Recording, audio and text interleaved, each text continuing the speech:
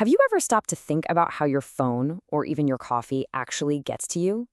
Chances are it was on a ship, and this massive, almost invisible global delivery system runs on some pretty heavy, polluting fuels. So today, we're diving into a huge question. Could a greener alternative be the key to cleaning up the entire shipping industry? Okay, let's get right into it. That wake you see in the water, that's not just churned up ocean. It's the footprint of an absolutely colossal industry. Global shipping is what powers our modern world. It moves trillions of dollars worth of goods every single year. It's like the silent engine of global trade. But running that engine comes at a pretty serious environmental cost. And that, right there, is the heart of the problem. The fuels that power these massive ships have a heavy price tag for the environment. And with pressure mounting to decarbonize, the whole industry is asking this really urgent question: how do we change course? So before we jump into potential solutions, let's first get a handle on the sheer scale of the challenge we're facing out there on our ocean highways. You see, this isn't just about designing some kind of futuristic green ship for tomorrow. The real immediate challenge is the tens of thousands of vessels that are already out at sea right now. You just can't replace an entire global fleet overnight. So whatever the solution is, it has to work with the engines and the infrastructure that we've already got. So if replacing the ships themselves isn't the answer, what about replacing the fuel? This is where a new alternative comes into play. One that promises a much cleaner voyage without having to, rebuild the entire ship from the hull up. And wow, you can really see the difference here, can't you? On the left, that's a sample of traditional heavy marine fuel. And on the right, various biofuel blends. I mean, the difference in just the clarity alone tells you a big part of the story.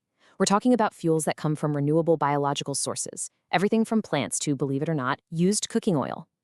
The magic word here is drop-in biofuel.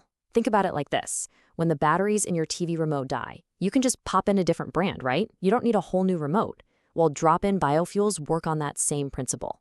They're designed so you can use them in the diesel engines that already exist, either by themselves or blended with the old conventional fuel.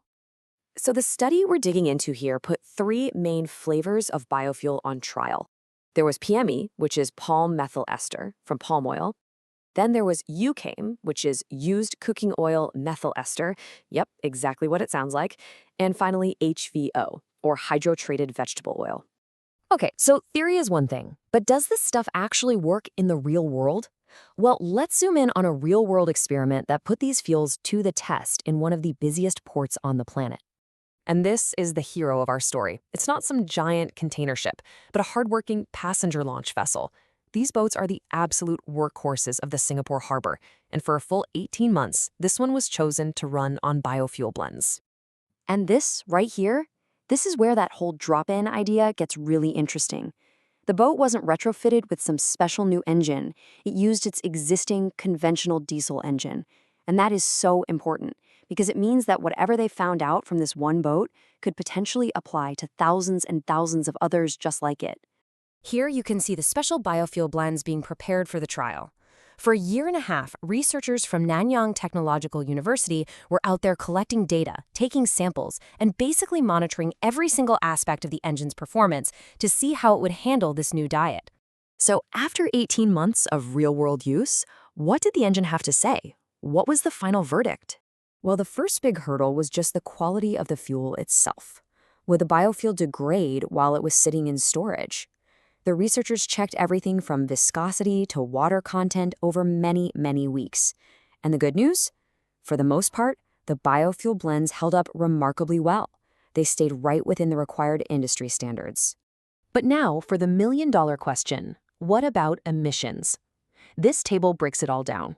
It shows the full life cycle greenhouse gas emissions. We're talking from production all the way to the propeller for standard marine gas oil versus a 30% biofuel blend.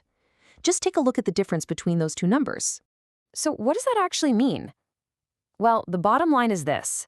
The B30 UCOME blend, that's the one from used cooking oil, resulted in a 21.2% reduction in total greenhouse gas emissions compared to the conventional stuff. Now, in an industry where every single percentage point is critical for hitting climate targets, a 21% cut from a simple fuel swap, that is a huge deal. But it wasn't a completely perfect report card. The really good news was a massive drop in sulfur dioxide, which is a major pollutant. But on the other hand, there wasn't really any change in carbon monoxide. And the data for nitrogen oxides, or NOx, the stuff that contributes to smog and acid rain, that was inconclusive. So that's an area that definitely needs more investigation. Okay, so where does all of this leave us? Is it time to just start rolling out biofuel pumps at every major port in the world? Well, the road ahead still has a few turns. Look, if you own a ship, their first question is pretty simple. Can I even use this stuff in my engine? A survey of engine manufacturers gives us a really promising outlook. About 2/3 of existing engines are considered compatible with certain biofuel blends. For that other third, the answer is more of a maybe, which means operators really need to check directly with the company that built their engine. So this really boils down to a pretty practical rule of thumb for the industry. Blends of 20% biofuel or less, what they call B20, are widely seen as a safe, easy drop-in option.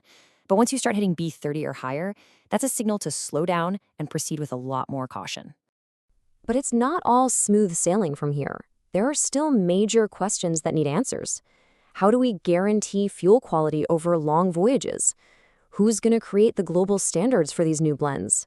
How do maintenance schedules need to change?